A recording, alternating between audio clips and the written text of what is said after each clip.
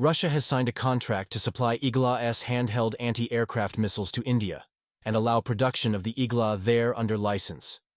The Army, Navy, and the Indian Air Force already have Igla man-portable missiles in their inventories. The new weapons will replace the Igla missiles inducted into the Army in early 1990s.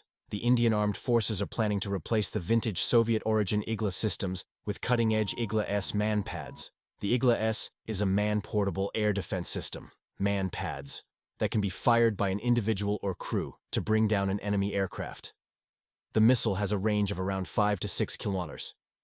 The handheld defense system can bring down any low-fyling aircraft. It can also identify and neutralize air targets such as cruise missiles and drones. It became popular after successfully deployed by Ukraine. Againt, the Russia dies.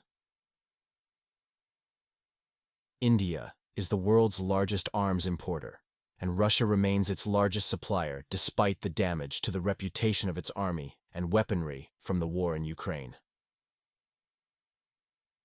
According to the Stockholm International Peace Research Institute, SIPRI, Russia accounted for 45% of India's arms imports between 2018 and 2022, with France providing 29% and the United States 11%.